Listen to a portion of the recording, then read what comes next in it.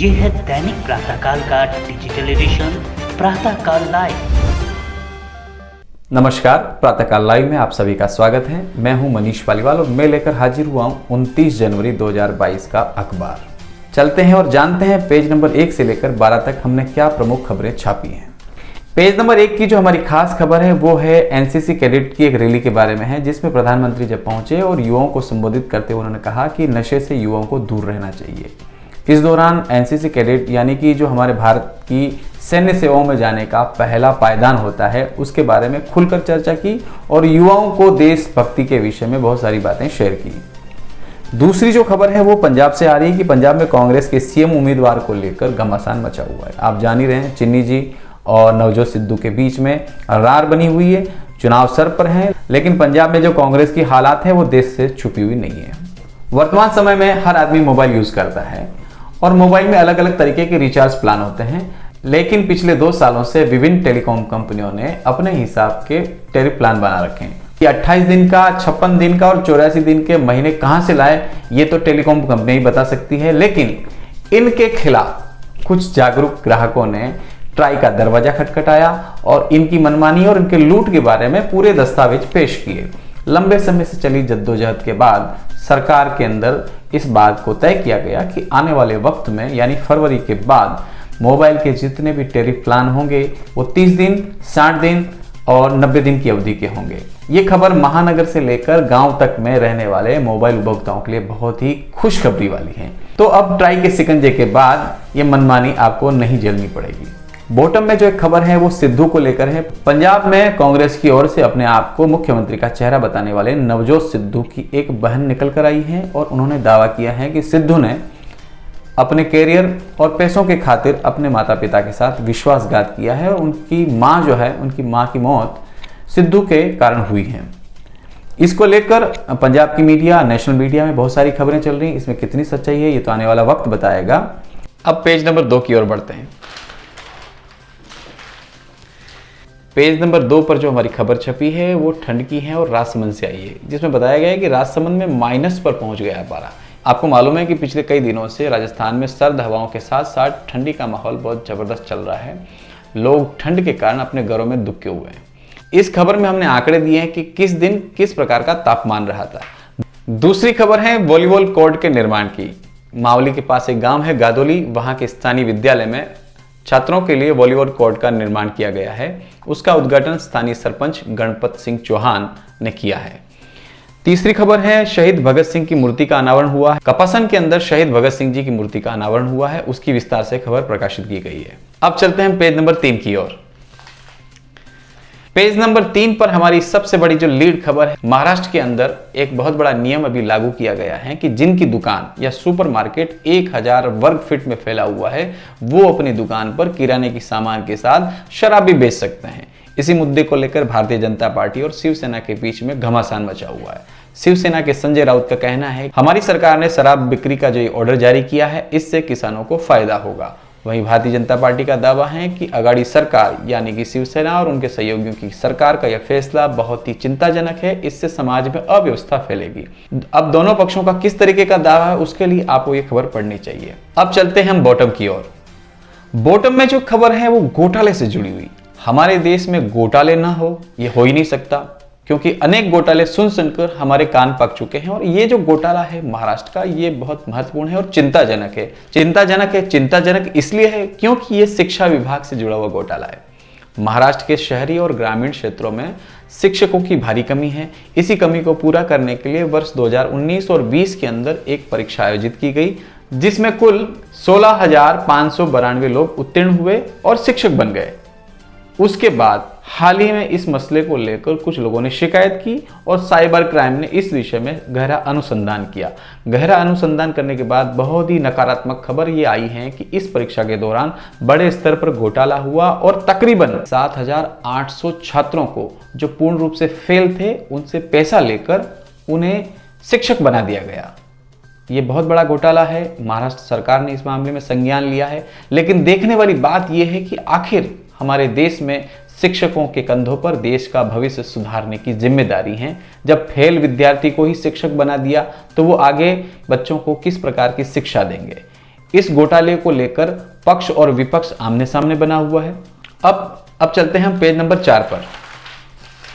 Page number 4 पर एक लुटेरी दुल्हन के बारे में विशेष खबर छपी है। उदयपुर जिले के सलूम्बर थाना क्षेत्र में एक व्यक्ति को लुटेरी दुल्हन ने शादी का झांसा देकर लूट लिया था। उसको लेकर ये पूरी खबर छपी है और उनके बारे में बताया गया कि किस किस तरीके से हादसा हुआ। इसी पेज पर एक खबर छपी है, चेतक एक्सप्रेस से गिरकर पशु चिकित्सक की मौत हो गई। ये भीलवाड़ा की खबर है, इसे भी आप विस्तार से पढ़ सकते हैं। इसी के बॉटम में खबर छपी है, ये खबर छोटी सादड़ी की है। छोटी सादड़ी में अक्सर तस्करी से जुड़ी हुई खबरें आती रहती हैं। वो क्षेत्र अफीम उत्पादन का सबसे बड़ा क्षेत्र है और वहां पर तस्करों द्वारा इस तरीके के कृत्य किए जाते हैं।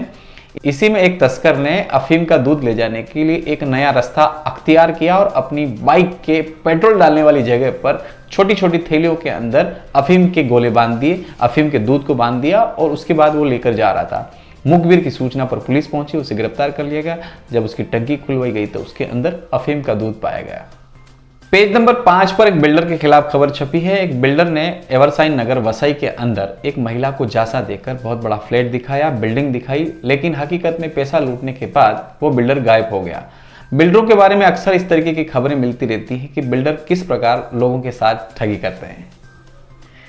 दूसरी खबर है, विद्यार्थियों को गांजा सप्लाई करने वाले गिरोह को गिरफ्तार किया गया। मुंबई के अंदर गांजा पीने वालों की तादाद दिन प्रतिदिन बढ़ रही है। हालांकि ये देश में भी इस तरीके का प्रचलन बहुत ज्यादा हो गया है। युवा खासतौर पर गांजे की लत के शिकार बन रहे हैं। ये महानगर से लेकर गांव तक की बीमारी है। इस मामले में सरकार को कठोरता से रोक लगाना चाहिए। इसी पेज पर हमने बॉटम में एक चोरों के विषय की बहुत बड़ी खबर छापी है, जिसमें कि वसई, विरार और नालासोपारा क्षेत्र में चोरी करने वाले 6 बदमाशों को गिरफ्तार किया गया है। आप इस खबर को पढ़ें, आपको आनंद आएगा और नई नई जानकारी भी होगी कि चोर किस तरीके से चोरियां कर रहे हैं। पेज नंबर 6 पर चलते हैं और पेज नंबर 6 पर हमारी लीड खबर है, वो पाकिस्तान से है। बढ़ रही है इमरान खान की मुश्किलें, इस नाम का एक टाइटल दिया गया और इस खबर को लिखा है मरियाना बाबर ने। इस खबर में बताया गया कि पाकिस्तान की सुरक्षा एजेंसी, जो एक प्रतिष्ठान है वहां का, उसने गुप्त रूप से नवाज शरीफ के साथ एक समझौता किया है और इमरान खान को हटाने की साजिश रची जा रही है। बताया जा रहा है कि इमरान खान और सेना के बीच में कुछ हालात अच्छे नहीं हैं और हालात अच्छे नहीं होने का मूल कारण है कि हाल ही में पाकिस्तान के अंदर ISI के एक प्रमुख पद की नियुक्ति होने वाली है। उस नियुक्ति में इमरान खान की पसंद कोई और है, सेना की पसंद कोई और है। इसी वजह से ये टकराव बढ़ा है। हालांकि पाकिस्तान में महंगाई, बेरोजगारी और बहुत सारे मुद्दे हैं, जिसके कारण इमरान खान की सरकार को निरंतर खतरा बना हुआ है। 2 वर्ष पहले आम जनता के बीच में हीरो की छवि रखने वाले इमरान खान अब विलेन बनते जा रहे हैं। इस खबर के अंदर बताया गया कि पूरे पाकिस्तान में इमरान को लेकर हालात अच्छे नहीं हैं। जैसा कि आप जानते हैं कि पाकिस्तान के जो 4 सूबे हैं, सिंध, बलूचिस्तान, खैबर पख्तून और पंजाब, इन चारों में अलग अलग तरीके की सरकारें हैं और उन सरकारों का केंद्रीय सरकार के साथ किसी भी प्रकार का सामंजस्य नहीं हो रहा है। पाकिस्तान तहरीक इंसाफ PTI, ये जो इनकी पार्टी है, ये पार्टी बड़े जोश खरोश के साथ चुनाव लड़ी थी और इस जोश खरोश में युवाओं की बहुत जबरदस्त भागीदारी थी। युवाओं की इसी भागीदारी के कारण इमरान खान सत्ता में आए और सत्ता का सुख भोग रहे हैं। हालांकि एक अच्छे इंसान बताए जाते हैं, लेकिन वर्तमान में पाकिस्तान के जो हालात हैं वो किसी से छुपे हुए नहीं। हकीकत में इमरान खान तो एक मखोटा है, वहां का शासन आज भी सेना चलाती है। दूसरी जो खबर है वो कांग्रेस से जुड़ी हुई है। यूपी चुनाव में कांग्रेस की किस तरीके के हालात है उसके बारे में विस्तार से सुरेंद्र किशोर ने इस आलेख में बताया है। इसी पेज पर राजनीति के गलियारे, जो हमारा एक विशेष कॉलम होता है और राजनीति की अंदर की जो खबरें हम छांट छांट के पूरे देश के लेकर आते हैं, उसके बारे में 5 से 6 कटेंगे, उसे आप जरूर पढ़ें। वो जो खबरें होती हैं 100% सच्चाई के करीब होती हैं। अब पेज नंबर 8 पर चलते हैं। पेज नंबर 8 पर खेल और फिल्म से जुड़ी खबरें हैं।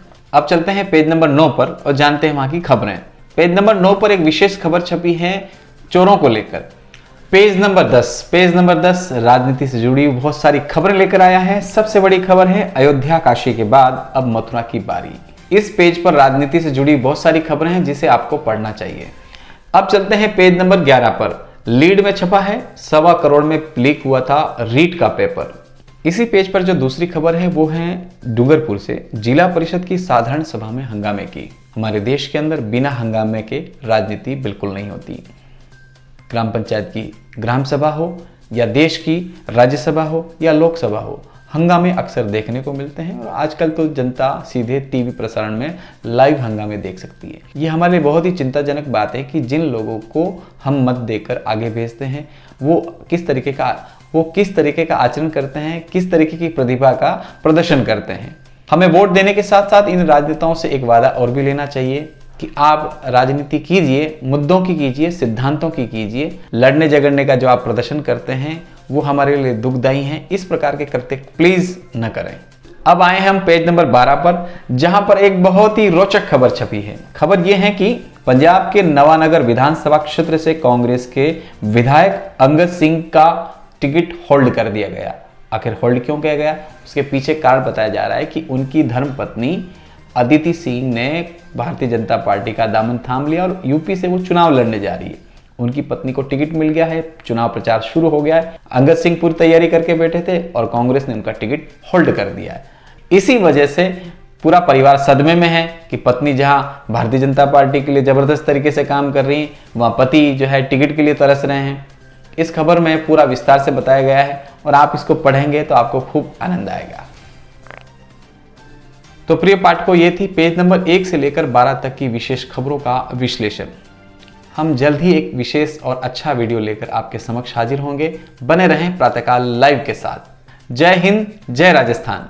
अगर आप ये कार्यक्रम YouTube पर देख रहे हैं तो हमारे चैनल को जरूर सब्सक्राइब करें और Facebook पर देख रहे हैं तो हमारे पेज को लाइक करना ना भूलें।